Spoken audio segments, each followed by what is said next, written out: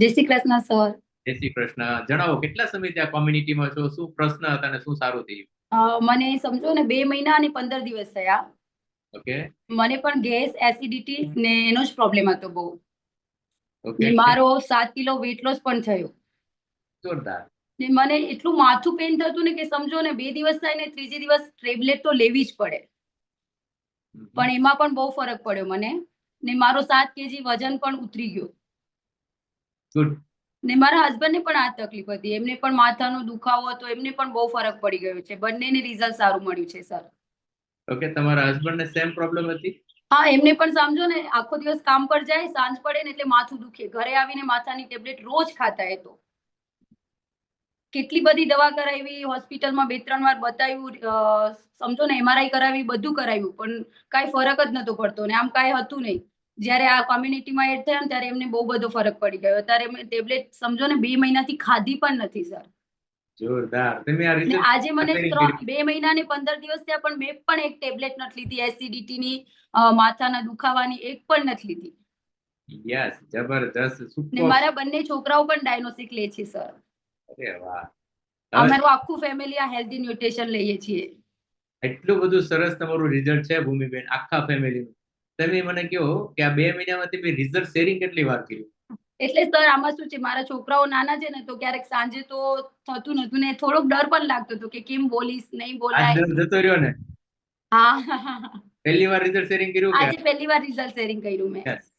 હવે તમારે જ્યારે પણ કોઈ પણ સમજો એમ કે કોને બેસ્ટ રિઝલ્ટ આવ્યું એટલે શું કરવાનું? ડિજિટલ હેન્ડરેજ ફટાક દે. ઓકે સર, હવે નહીં લાગે ડર. પહેલી વાર હતું ને એટલું થોડુંક એમ થતું હતું કે કેમ બોલવું એમ.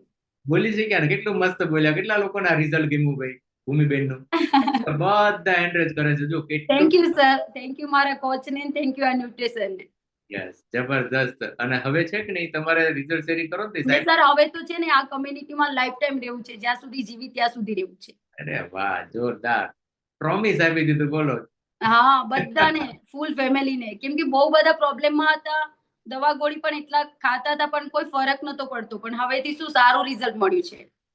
અરે વાહ, તો બસ લોકોને મદદ કરજો. તમને જે રિઝલ્ટ મળ્યું છે ને ભૂમિબેન, હા. લોકોની સાથે શેરિંગ કરજો. જેમ અહીંયા શેરિંગ કર્યું કે નહીં, આવી રીતે શેરિંગ કરવાનું છે. Okay sir. ગોતી રહ્યું છે કે ભૂમિબેન આવે ને મને મદદ કરે, જેમ તમારા કોચે તમને હા મદદ. સર, અત્યાર સુધી તો સમજો ને 5 જણાની તો મેં મદદ કરી જ છે. એને પણ આવી જોરદાર. રીતે હા તકલીફ હતી. 5 ફેમિલીને તમે હેલ્પ કરી છે, તો એમના રિઝલ્ટ આવવા માંડ્યા છે એ લોકોના? હા સર, મારા એક તો મારા મમ્મી જ છે કે જેને હાથમાં છે ને અહીંયા કને ઓપરેશન કરાવવાનું હતું, પણ એમને પણ અત્યારે સમજો ને ઓપરેશન કરાવવાની જરૂર નથી, એમને પણ સારું રિઝલ્ટ મળ્યું છે. ઓકે. તો મમ્મીને સારું થાય તો કેવી ખુશી થાય અંદરથી, હા કેવું સર, થાય? નહીતર સમજો ને કે હવે 2-3 દિવસમાં ડોક્ટર એમ કહી આપ્યું હતું કે તમારે ઓપરેશન કરાવવાનું જ છે એમ. નહીં તો તમારો હાથ આમ ઊંચો નહીં થાય, પણ અત્યારે એમને પણ સારું રિઝલ્ટ મળ્યું છે. જોરદાર, સુપર. તો દરેક દરેક વ્યક્તિની અંદર, દરેક બહેનોની અંદર, દરેક ભાઈઓએ બહેનોએ, લેડીઝની અંદર બહેન અથવા તો મમ્મીનો ચહેરો જોવાનો છે.